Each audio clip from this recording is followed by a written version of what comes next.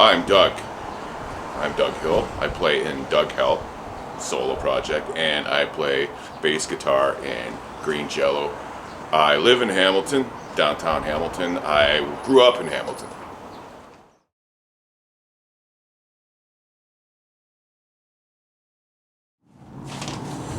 Main influences growing up. The first one would be my foster brother. I was about 13 when I moved into his group home, and hey, that was hey, leave that in there. he got me into a lot of bands, a lot of stuff. He played guitar. He got me into a lot of stuff that I liked. We were close. We were both introverts. We both had extreme social anxiety. So we ended up spending a lot of time together as opposed to hanging out with all the other rambunctious kids in the house. And he got me into music. He got me into a lot of great bands and a lot of, and him. And then when I went to the Nut House, I was in a place called Reniewick Cottage on the mountain. And my roommate up there was a fellow, none other than John Lawson, who he's played in Left Pensy, Self Censored, all these bands around here. And we were the same age, and he played guitar too. And he got me into a lot of bands like, well, I'm not going to name all the fucking bands, but he got me into a lot of great music, and he played guitar too. So those were my two main influences, I'd say.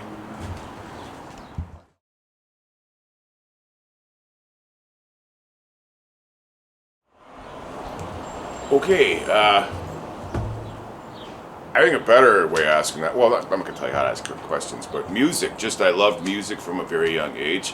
I had four brothers in the house before the group home, and we were fighting for the TV, so I used to get up really early and watch Toronto Rocks and Flipside or whatever else was on. They wanted to watch Rocket Robin Hood. I wanted to watch music videos. I loved music.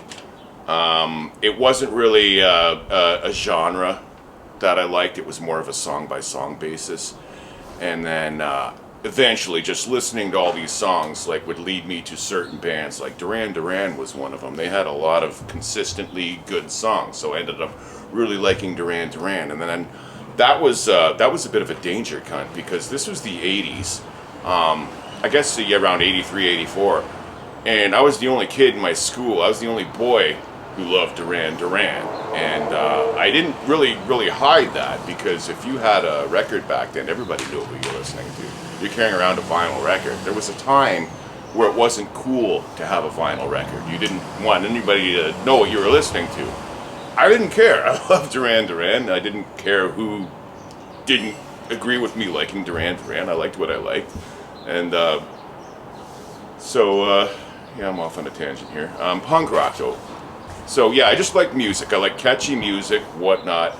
I stumbled upon punk rock when I was 15, living in that aforementioned nut house called Reniewick Cottage, and I had a Megadeth record on. I know that's that's not Duran Duran. That's a bit of this was after Pink Floyd and everything else. But I had a Megadeth record on, but it wasn't like it was so far so good what? And I wasn't listening to the whole record at the time. I didn't appreciate it. There was just this song on it called Anarchy in the UK, and I loved it. And this girl, Val, walks into the rec room, and she's like, "What the hell is this? This is terrible. This is what do you mean this is terrible? This is Megadeth. This is a great song." She's like, "No, this is not a Megadeth song." "Well, I'm listening to it right now. How could it not be a Megadeth song?" So she leaves, and a few minutes later she comes back to me with a cassette. It's Sex Pistols, Nevermind the Bollocks, and she's got it queued up. "Go listen to that." Fine.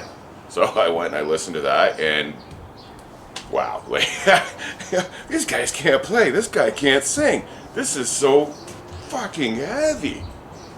Oh man. So yeah, I mean that was my first foray into punk rock, and then yeah, it kind of, even back then there still wasn't. I'd be asking about punk rock, and people would they'd hand me the Clash, and I'd be like, I know this is a big punk rock, no, but I don't really the Clash didn't have that aggression for me. And then it was the Forgotten Rebels. Okay, this is cool. Teenage Head, I wasn't quite there yet. Teenage Head, I mean, I love them now, but at that time it just wasn't. It wasn't that aggression and catch I was looking for that I was getting from bands like Sex Pistols, Forgotten Rebels. And then it was The Ramones. The Ramones. Somebody gave me a. It was funny. It was my foster dad. I was going back to the foster home for a visit, and I was looking through his tapes. Remember how fun it used to be to look through other people's cassettes and stuff like, oh, this is cool. This is cool. I like this. But anyway, it was. It's funny because the punk purists are gonna hate this one too. It's Ramones Brain Drain. I'm like, oh, who are these guys? The Ramones. And my foster dad, being a hardcore Ramones fan, he's like, you know what? I don't like it. You can have it. Okay. So that was my, much to the chagrin of punks everywhere, I'm sure now, you know, my foray into the Ramones was Brain Drain, and I love that record. And then I'm like, oh wow. So then I got an early Ramones record, and I think it was Rocket to Russia, and I didn't get it at the time. I mean, bear in mind, I'm 15 years old, and it was a completely different world back then, and you know, we all can't be born at the same time. So it was just, I wasn't there yet. I'm there now, like those earlier Ramones records, but it was the Ramones of the 80s that I really liked, and I still prefer over, you know, classic Dee Dee era. Well, Dee Dee was in the 80s too, but the 70s Ramones. And yeah, so, and then what really, you know, I'm reluctant to call myself a punk or just, you know, swear on a punk rock Bible or anything like that. But what really introduced me to a whole new world of punk rock was joining the Vapids and meeting all these other bands that I didn't know exist. And when I became friends with Jimmy Vapid, that was in about 1995, I think we became friends. He's always making me tapes, and here's the Queers, the Screeching Weasel, Mr. T Experience. That was the side of punk that I liked. I liked the pop. I don't like, you know, I don't like bands like Black Flag or certain. I just, you know, I don't. I like the poppier side of punk. You know, whether it's Blink 182 or, I'm not saying I choose Blink 182 over a band like Turbo Negro or something like that, but I don't know. I'm not much of the hardcore side of punk. It's more of the Beach Boys, Beatles sounding punk bands. That's just, you know, the way I've always been. So that was my introduction to punk, was Sex Pistols. I answered that question way too long, but just to give you context. See, punk to me is just, and I know you've heard this, like, you got punks everywhere making rules to be a punk, but punk's supposed to be about no rules. And punk to me is just like, you know, the person that shows up at the gym in his Backstreet Boys shirt, you know, or the punk to me is the person who does what they want. They don't filter themselves in any capacity, because it's never been important to me. I need to do this, so this person's going to like me more. That's never made any sense to me. So that to me is punk. Punk music, punk, you know, the punks everywhere deciding what's punk and not punk. I don't know, I consider a band like Blink 182 or Old Green Day or stuff like that. I mean, and it doesn't have to have a label. The Killjoys, I love the Killjoys. I love the Doughboys. I know Doughboys have a little more of a punk card than maybe a band like the Killjoys, but you know, if I don't try to outsmart my ears. If my ears love something, I don't care how much somebody's sister loves it, or I like it. I can't. I feel free. I feel like a punk rocker. So by liking whatever the hell I like, without worrying about what other people are going to think. So that's pretty much it.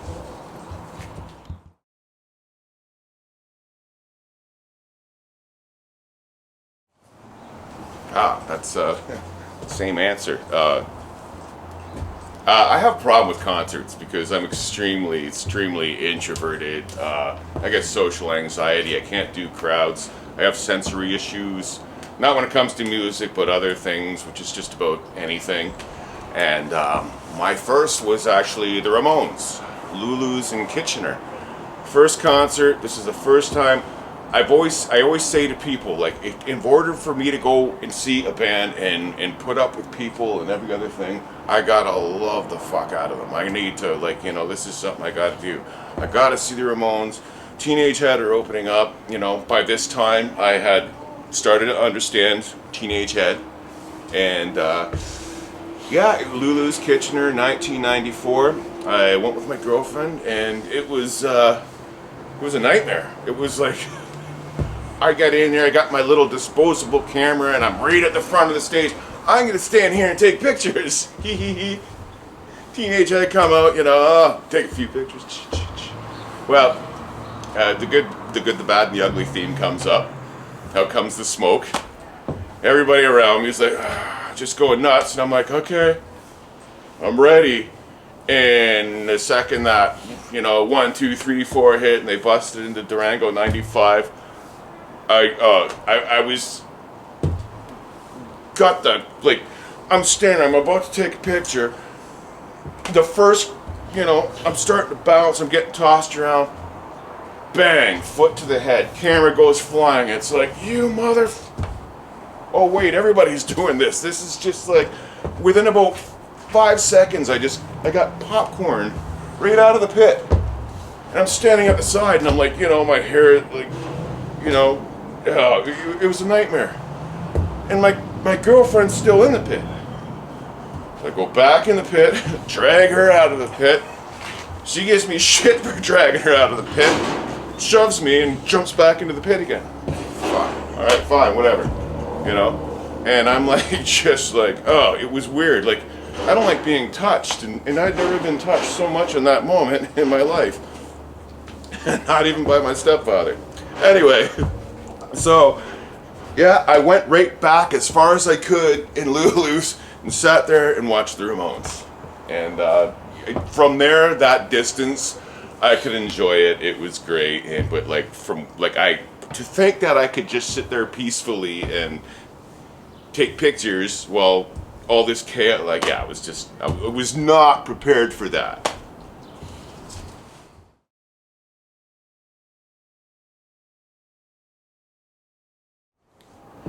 Some of my favorite shows. Well, see, a lot of them are bands that I played with. There are a lot of, most recently, that last show I played there at the Casbah, like, the bands that night were fire. Like, they were just like fucking, I made so many good friends that night and saw so much, like, Prior Convictions is something, like, I kept I've known I've known them for like a couple of years now, but I never got a chance. We played with them when I was in the Liquor Pigs back in Toronto, but yeah, I didn't really get that wasn't a good sound set up there, but then seeing him at the Casbah with, good sound and good, that was amazing. And the Bad Humans, don't get me started on the Bad Humans. Like, they're just like that perfect genre of like brass knuckle rock and roll, like friggin' a little too Motorhead. They're like too rock to be punk and too punk to be rock, and they're like that perfect, just, and through them I found Pep Talk, which is another, and they are not a band I've seen live, so that is completely irrelevant to this question. A lot of the great live bands I've seen are bands that I've played with. Chick Stiggett at the Horseshoe was a great one. Groovy Ghoulies at the Horseshoe. Marky Ramone. We played with Marky Ramone when I was in the Fapids at the Mind Bomb in St. Catharines, I believe. That was a long time. That was 1998. Dillinger 4, Anti-Flag bands we played with on tour. And that was the only way to get me to go to these shows, to be honest, because I wouldn't have been there if I weren't playing those shows. So, how about some bands that I saw live that I didn't have to play to see? The Killer Dwarfs, that was 2001, I believe, in Detroit. I was living there at the time, and I went down to see them, and I was the only guy there. I was the only guy, and they still put on this amazing show.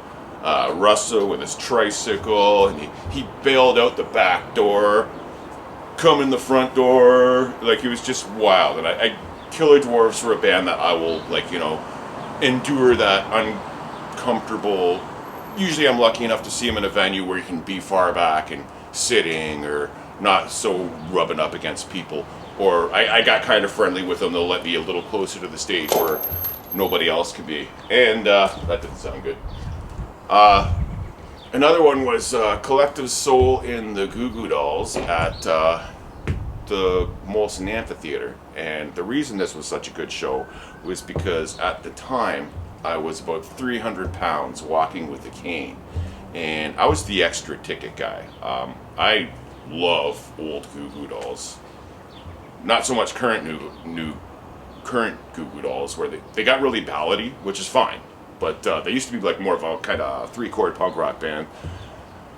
Still, I love them. They're great live. I went out to see them, and I'm walking up with my cane, and the people, the line people are like, just like I got to go through this where there was no line up because they thought I was handicapped. I was just an obese friggin'.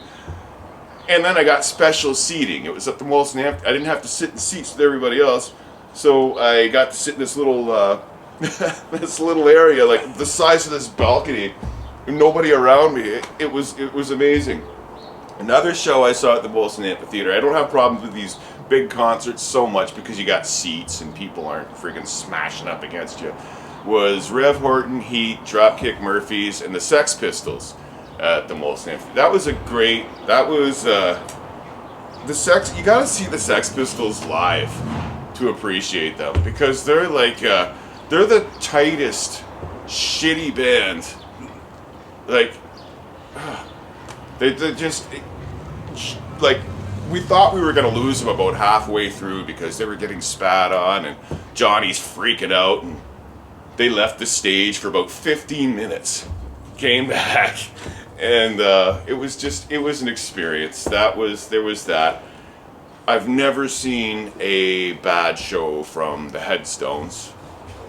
I've never seen a bad show from Cheap Trick. Cheap Trick is probably my most, I've seen them the most. Cheap Trick or the Killer Dwarfs. And again, these shows, I can't champion them enough, because for me to get out of my little safe shell at home and go out and socialize and do these things, it's big. So I want to say the Butthole Surfers, but that was a fucking straight up nightmare. Something straight. I'm friendly with the guitar player. We started talking through MySpace, and I'd share my songs and stuff with him, and he's a big champion of my music. So we when they played the Phoenix in Toronto 2010, the Phoenix, he got me on the guest list. I got to go in and we hung out and stuff. He was smoking the greenest shit I had ever seen.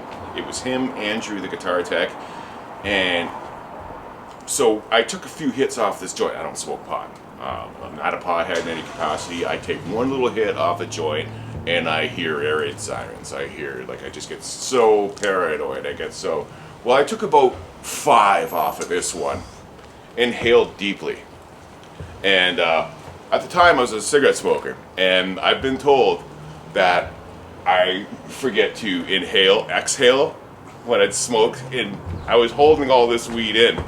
And what came next? They started talking about aliens, like it really happened. Like Paul Leary's sitting there telling me this story. He's like, I went outside and Pincus was using the bathroom and I had to take a piss. So I went out back and there's this little thing up in the sky, and I was like, I can see it. I want to make sure Jeff can see it too. So I'm like, Jeff! And then as soon as I went, Jeff! The thing went like this, and then it flew over my head, and I'm like, oh my God. And then in walks Teresa Nervosa, one of the drummers. And the nicest way I could put it is she looked like death eating a cracker. That's the nicest way I could put it. She was the most terrifying looking human being I've ever seen in my life. And in my paranoid, on the verge of panic state, it was almost too, like comes in and she's like looking at the tattoos on my neck, and she's asking me what they mean. And I'm just sitting there looking at her. I can't even talk. I'm just like, I can't. So anyway, like, okay. And then I hear this crazy, like, racket. It's like, in my head, it starts going, like, there's just these weird fucking, like the last minute of Pink Floyd Bike, like all these crazy, this cacophony of absolute noise is going on in my head. I'm like, oh great, I'm having a freaking psychotic meltdown. Did I take my medication today? I can't remember if I took my medication today.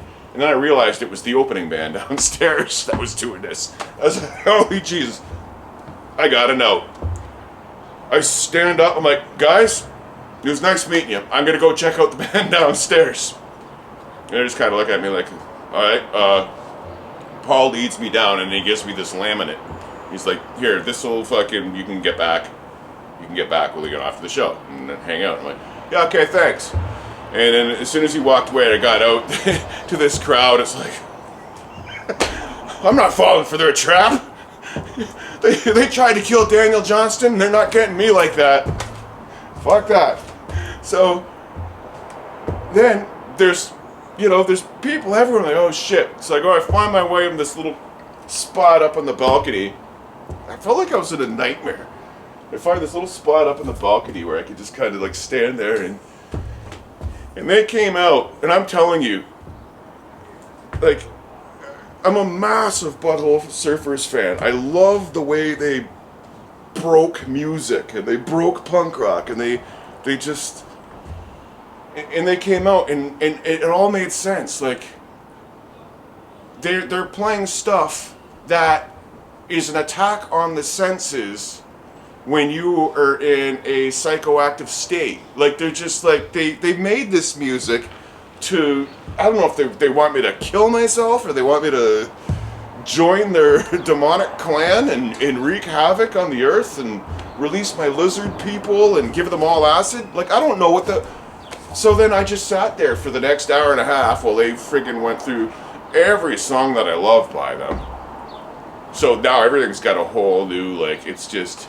And then I left. By the time I got out of there, I calmed down a little. But while they were playing, it was the loudest, and they got this backdrop of like Faces of Death videos and people like this penis operations and all these most disturbing imagery, and then this loud fucking, just this crazy loud racket. And then by the end of it all, though, I started to calm down a little, like as far as the drugs were concerned.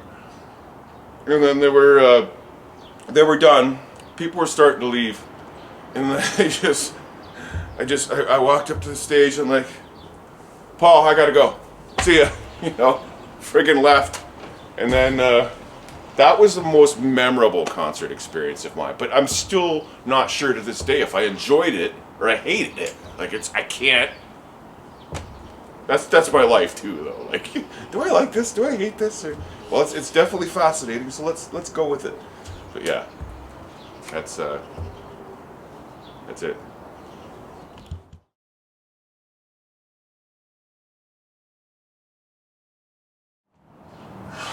My very first gig playing. When I started playing, I picked up. It was like I was at 21. I picked up the bass guitar. This is pertinent to. I picked up the bass guitar because I was a big Roger Waters and Dee Dee Ramone fan, and I've always had this fascination with the bass. Everybody wanted to be a guitar player. Everybody wanted to play the sissy box, but like, it was bass, man. It was always bass with me, and when I picked it up, I happened to be that was my big. I love the Ramones, and this is when I had gotten into their earlier stuff too. I started to get it, and I was a little older. I'm not saying you gotta be older to get the Ramones, but yeah, I'm just huge Ramones fan. So I learned how to play like Dee Dee, and that isn't necessarily the best way to learn how to play the bass. I couldn't understand the concept of anybody like holding notes or this and that. All I could do was just like downstroke like a jackhammer, like Doyle or like from the Misfits, or like it was all I could do. And everybody's like, within 3 months, I was playing Ramones covers in a friend's band, and they were like, how do you do that? So it's like, well, it's all I can do. Like it's like how I learned. I got really good at it. Kevin Berger, drummer from, he's in a band called Neck. He's in the Annoyers. He's in a band called The Visitors. he same thing. I taught him how to play drums on principle alone, because I'm not a drummer. Just and that's all he can do. He can only do the eights, but he's so good at it. But when you get him to, like, you know, and that was the same way. If you get him to play, here, we'll play this REO Speedway and something. Jesus, no. Yeah, just kidding. So anyway, to make a long story even longer, craziest thing that ever happened. Okay, so this got the attention of Jimmy Vapid. He's like, well, this guy plays, like, you know, and so by some miracle, I ended up in the Vapids. They were having problems with the bass player, so I came in, and well, I was like, they were like, I couldn't fucking do it. Like, I started alternate picking, and then I had to learn how to do that because I'm so used to doing this, and this is going somewhere, I promise. And so I ended up in the Vapids, okay, and these guys were top level, street level. This is before, like, internet was breaking and shit. Like, so they were the big band. They were Vapids were the big band, and this is my first actual band that actually plays shows. This isn't me playing Ramones covers with my friends in their basement. So, yeah, on our way. You know, my first show with them is going to be February 15th, 1998, the Mind Bomb in St. Catharines, with the Sinisters and Dirty Bird. Okay? Jimbo from Dayglows was there that night. Okay, like, social anxiety be damned.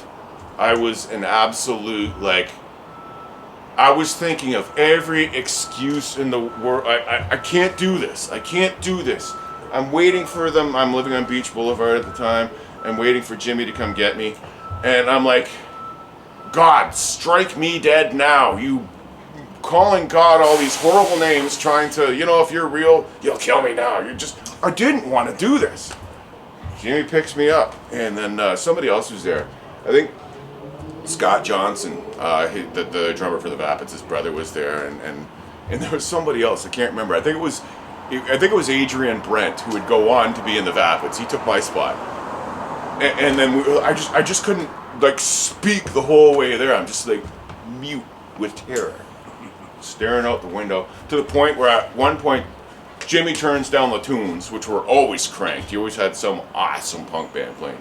He's like, Dolly, come on, what the hell? Dolly, yeah, that too. They called me Dolly, because I was dull.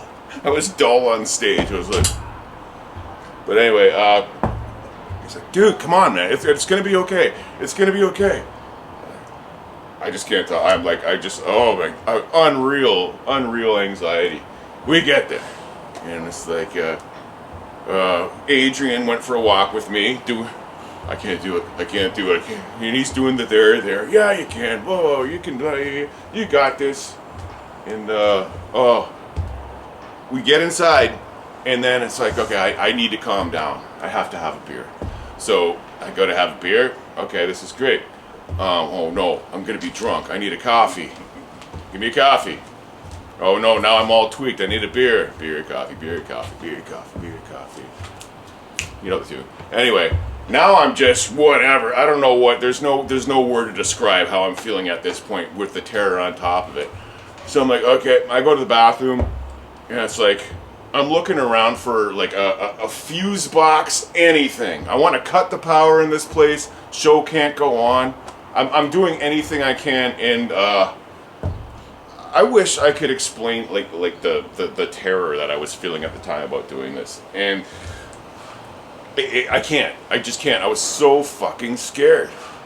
And you know, it's time now. We're on stage. Sorry, stage was a floor at the mine. But I'm sitting there with my bass. And just like, you know, all these punks are going like crazy. And, you know, I had a hard time understanding the punks at the time. I was like 25 years old, and I was like anxious, and I was a little wimp, and I was terrified of everything. And, you know, Jimbo was there, and he's freaking terrifying. And then, yeah, it was just. I remember Troy Sinister too. He was actually like, when I realized I forgot my patch cord, and I'm like, oh shit. So what the? I'm like. On top of the anxiety I had of like, you know, doing this, I'm forgetting shit. And then he let me use his. I remember this green patch cord. I'll never forget it to this day. And then as soon as that first note hit, we opened with Let's Make Way. And as soon as that, it's like a bow, bow, bow. But as soon as we hit that first bow, I was okay. And then, of course, back then we used to spit all over each other when we were playing. I don't know if Jimmy, that was a Jimmy thing. And then he got me doing it. It doesn't bother you for some reason when you're on stage. It doesn't bother you when your singer's spitting on you, and we're spitting on each other. And of course, everybody in the crowd's like, they're either disgusted or like, wow, these guys are fucking like, you know. But yeah, so there was that. That was. It's hard to convey that in a way people would understand as being a crazy thing. But I'll tell you right now, I would have done anything to like. I would have set that place on fire to get out of playing that. Like it was like, of course, Georgie boy from the Sick Boys, he's working the bar that night too. And it's like, you know, I don't have anybody to confide in here that like, these guys are all fucking OGs in punk rock and they're all fucking, they've been doing this. This is a cakewalk for them. This is my first, you know, I'm a virgin here. And you know, other than Adrian Brent, Chucky Vapid, Chuck All-Star, whatever, like, you know, and yeah, that would have been another crazy thing at the Mind Bomb, same place, playing with Marky Ramone, and there's this other band on the bill, a band called Razor Eater. I don't know if anybody remembers, like these guys, wow, Matty LeBlanc, Dan, Tony Psycho, Mark. I don't remember that guy's last name, but wow, this guy's like his bass. Anyway, Razor Eater were the band. Razor Eater were the band that we all wanted to be. Nobody would admit it, but they were so good. Matt was such a good singer. They were such good musicians. They were on the bill that night too. And I remember, like, it was just so wild being in Marky Ramone's presence and tripping over his weights out front and then sitting beside him and talking to him, like, you know, and then hearing him later go on about how great Razor Eater were and how much, you know, the Carbonas and the Vapids, well, they just trying to sound like the Ramones anyway. And then I remember when we were playing, we did Now I Want to Sniff Some Glue, and that little dweeb who, the little dweeb singer Marky had at the time, he was just kind of like sitting there smirking at us. So then when we were walking off, I gave him, you know, to walk past him. But yeah, that night was funny because, yeah, I mean, or crazy because the whole Ramones, like the whole Marky Ramone thing. But friggin', I can't remember if it was Tony or Mark. Marky had all this, he had this fucking entourage with him, like these ridiculous artsy kind of punks, and he was selling drum skins at the time for like $25, signed drum skins for $25, which I don't know what that, like, I don't know anything about drums, but apparently Tony Psycho did, and that was a ridiculous price. And then he's like, hey Marky, can you sign my ass? And he was just like I'm pretty sure it was Tony. And Tony was heckling him and just like, you know, this is like from what I remember, like I kind of lost touch with him over the years, but back then he was as real as it gets. He was fearless. He was. We ended up doing the same temp job at somewhere, and I just remember he had these eyes, these like total psycho eyes that would just kind of fucking like, you know. And I was a little afraid for Marky that night. Thought maybe Tony would end up killing him, but. Yeah, there was that, and there's a lot of things. There's like, I'm 49 years old. I've done a lot. I've seen a lot. You know, I've behaved badly. I've back then, yeah, it was just. I don't think punk rock is an excuse for poor behavior, and it shouldn't be championed as that, or just, you know, people being douchebags and being lauded or heralded for it. Like, you know, Dee Dee Ramone was a piece of shit. Johnny Ramone was a piece of shit. You know, Joey was all right. I don't know. Like, it's just, we tend to forgive our idols because they're our idols, and they shouldn't have any kind of special appreciation, or that doesn't have anything to do with crazy concert experience. But those are my thoughts on the matter.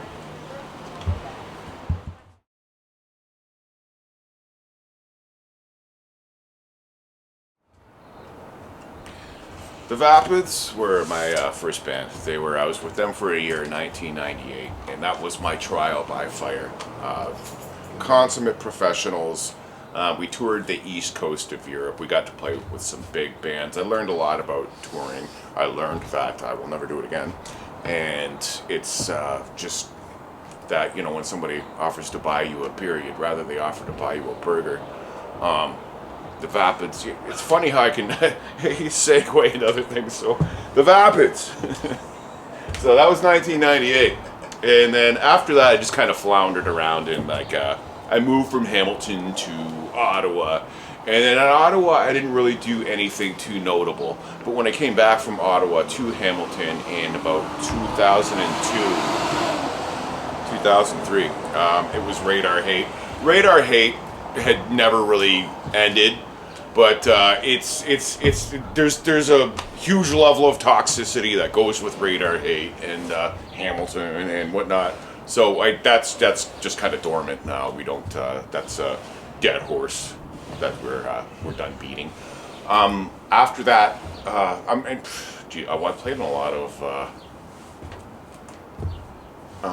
punk rock, and I ended up in what came first.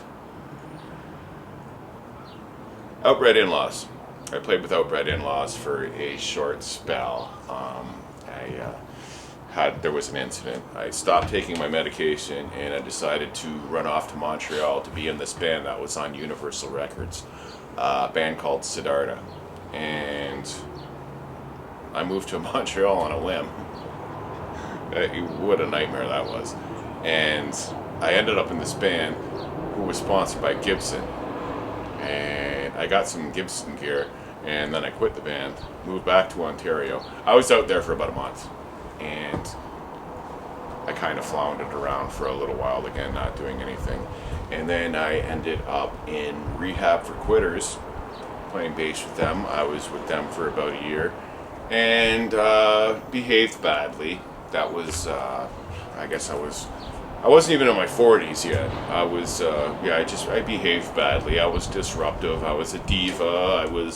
I made life really hard for them. After that, I started my own band. I started a band called Hanging Girl, and it was me, a girl, two other dudes. We caught a lot of steam, and we almost ended up on Chad Kroeger, of all people, on his record label. Broke up, egos, whatnot. It just, then I ended up in the Liquor Pigs. I was with them for a few months, and there were no real issues with them. Bands like the Liquor Pigs and Outbred In-Laws and just people who are like, these guys are, Max must be in his 60s by now. I mean, Glenn's been, the people who never stop playing in these street-level bands, regardless of how old they get or whatnot, people like Chris Crash and people like, Jamie Problem and people who are still doing it. It's so inspiring. And it's you don't think you're going to do that when you're younger. When you're, in your 20s and your 30s, you don't think that's going to be you. But if it's a part of you, it always ends up, regardless. So now I'm playing in Green Jello. It is Green Jellÿ. It's spelt Green Jellÿ. Everybody gets confused on this. Is it Green Jello or Green Jellÿ? It is Green Jello. It is spelled Green Jellÿ for legal reasons. And I've been with them. I joined them initially in 2014 and did a tour, quit, came back in 2018. And that was that was when the incident happened, and that could have been a crazy thing to ever happen at a show. That was where the promoter ran off with the money that they were supposed to pay us, and Rob and we went to the guy's store, the promoter's store, the next morning, and broadcasted it all over the world, creating a felony. Throw you in the river. We're gonna break your nose.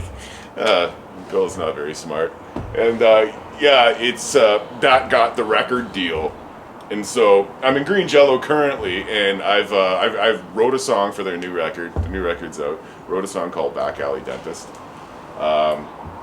It's Green Jellÿ is a clusterfuck. Green Jellÿ. The only static member is Green Jellÿ, and then a whole bunch of people who are hanging from his balls. There's no like, it's just it's an ass kissing convention. And you're so funny, Bill. We did a tour, and it didn't matter what he said. Everybody would laugh uproariously at it, except for me. And then, yeah, it's just Green Jellÿ. So anyway, that aside, I do love my Green Jellÿ family. I do love, like, Derek and Rob, and I just, like, these people who would throw you under a bus in 3 seconds. Just, So, but most importantly now, it's now I'm just doing my own thing. Now I'm just I'm doing the Doug Hell thing, acoustic, doom folk, whatever you want to call it. It's very it's just a voice and a guitar essentially. I've been having marginal success with that, and that's kind of where I'm comfortable, where it's just me and a guitar, and I'm not having to deal with other people. Craig and Argyle. They're one person, Craig and Argyle. Craig, Argyle, and I, we talk. We every few months or so we have this conversation of starting something up, and it doesn't quite come into fruition, but the ball's always in play. I'll do anything with Craig. Craig's an amazing dude, an amazing singer, amazing frontman. We'll leave it at that. And Jay Prentice from the Resentments and. What other bands? TFS. There's him and I. Like, we've always got an idea in mind, and whether that comes to fruition or not, I've known the guy since grade 5. So there's that. But yeah, I'm happy doing my own thing for the most part. It's easy. It's not as when I started, it was a lot better. Like, I toured with Mr. Plow, and we became friends, and. Back then when, I was actually making money as opposed to now.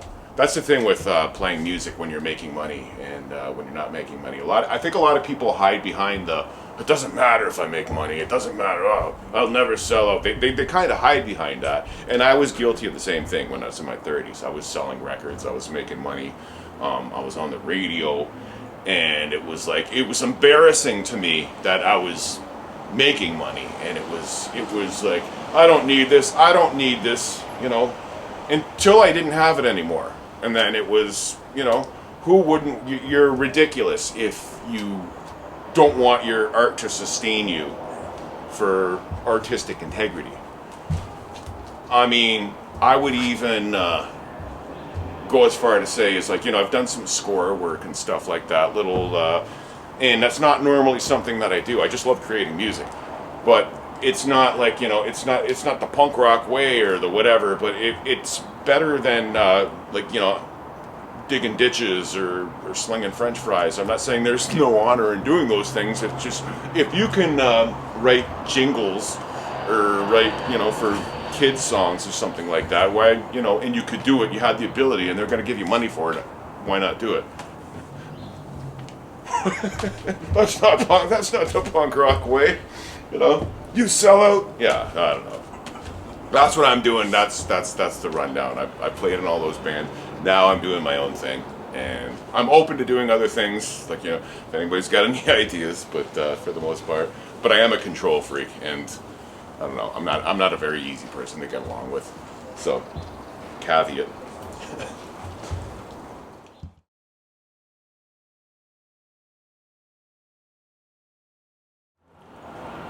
Well, there's the obvious. There's being a musician, where you've been you do this thing that's just like this majestic thing that's just amazing, that you can it's a part of your soul. It brings memories to life.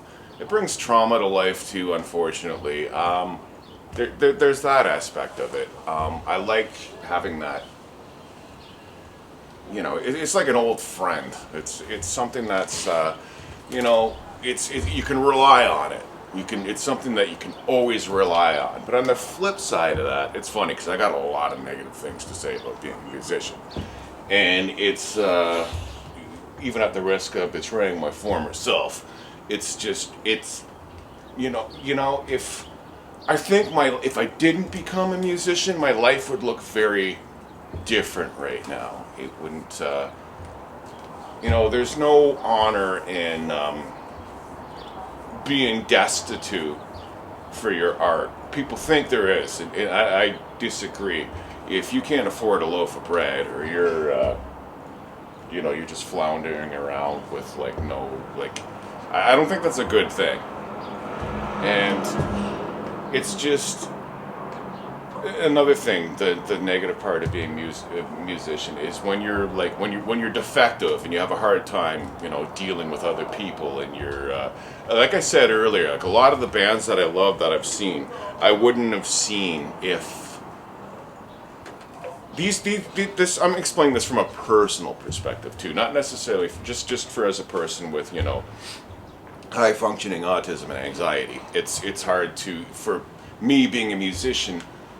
I could have been a lot more successful if I could ever get on a plane, or if I could ever just tour, and I can't. And I just, it's tough that way. The thing I hate about being a musician is that you kind of have to go out and play. You have to, you could argue that, well, just sit home and play your guitar, or just do it for yourself. It's not that easy. You need to express yourself, and I'm not afraid to admit this out loud. You don't want to be accepted, but you just want, the reason you do these things, it's you want, it's great if people, appreciate your art, appreciate what you put your soul into, but, on the flip side, it's just, I don't like the toxicity that comes with being a musician, and generally, your friends end up being other musicians, or there's it's a culture, and it's it's hard to, some people can do it. I just can't. I will always only ever be able to do these things on my terms. Ideally, I would love to not have to go anywhere. I would love if I had this great sound, and I've seen it on YouTube. These YouTubers, that get up there and bring out their acoustics and sing Bryan Adams songs and shit like that. They got this great setup and everything sounds amazing, and they just dream world for me. I would love to be able to do that and just do these things in front of a camera, as opposed to having to go do that in a dirty bar where people, they're not there to listen to your music. They're not there to, as long as that next beer and next cigarette is secure, and the promise of some kind of reconciliation of the flesh that they know they don't deserve. They're not there to see you and appreciate your art. Not everybody. Some people are, but ideally, I would like to just play coffee houses on a Sunday afternoon, or do these venues, even if it's for 10 people. I'd rather play for 10 people who really want to hear you than I've turned down shows because that a lot of people wouldn't, and not because I'm an elitist or I think I'm great, but I learned this one the hard way. When I opened for Wednesday 13 at the people weren't interested in me. They didn't go there to see me, and I'm like, well, I'm gonna do this because there's gonna be 500 people there, and that was my first and last time I did it, because don't do something just because there's gonna be a lot of ears there, and you're betting on every horse, thinking, well, if 3 people like it, that's good, Well, 497 are going to remember how much you pissed them off when all they wanted to do was see what they paid for. And how many times, and it's fair, how many times have you gone to see somebody, you had to friggin' put up with this, bullshit opening band or something like that. And, the thing I don't like about music is just the the things you have to do sometimes to, you know, what, for exposure or this, or, you know, it's I wouldn't encourage anybody to, and this sounds so negative and toxic, I wouldn't encourage a person to try to get music to sustain them. Do it because you love it. Do it because and that's what I love about the punks, you know, like people like Dwayne Timbers and like the bands that are doing it at their age. They're doing it because they love it, and it's like, you know, they're doing it, but to expect it to sustain you, you know, I'm prepared to, you know, advice I give anybody is, like, I've touched on this before about slinging fries or digging ditches, you know, playing music to make money is, I had a residency when I was living in Beaverton. There was, this is a little town up north in the middle of nowhere, but there's a quiet little bar up there that it was all right. You know, it was a little pub. I can handle those things. And I was the only musician in town. So I got a residency at this place. But I was of the mindset still then, this was like 2016, well, I'm just going to play my own stuff, I don't like it. You know, I was one of those, like, you know, one of those idiot, like, closed-minded, freaking, what's the word?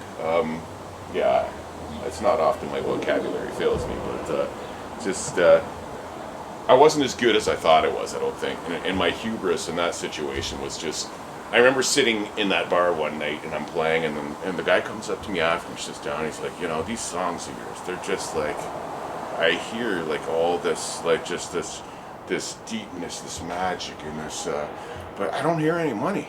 I don't hear, like, these people, they come here, they want to hear what they know, they want to hear what they then they can participate, and then they feel, you know, I get it, you know, your life sucks, but you're trying your hardest. We all get it. We're all doing that. But, you know, go home and learn some Neil Young and come back and, you know, play some. And he was right. Like, if you expect your music to sustain you, don't expect people to love your shit right out of the gate. You can get to that eventually, and that's what the bands of the 80s, like bands like Anvil and Helix and all those bands, that you had to start like that. They, you know, they do the covers, they do the songs to get in, and then they start bringing their own shit in.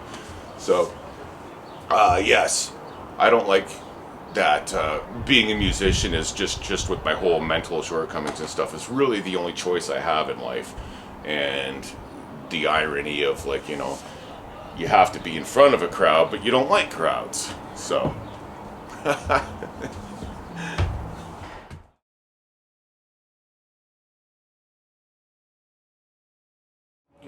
Favorite food. Since we're all about the irony and the hypocrisy, my favorite food is.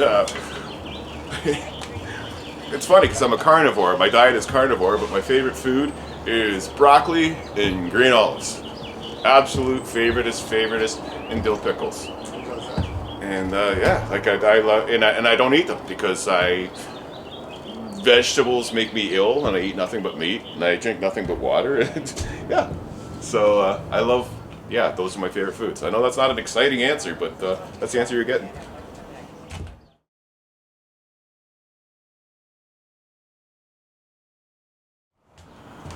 My useless talent is pissing people off. It doesn't matter if I'm being genuine or being sarcastic. There's no change in the delivery. There's no difference. If people, when they think I'm being sarcastic, I'm not. I'm being sincere. It goes both ways.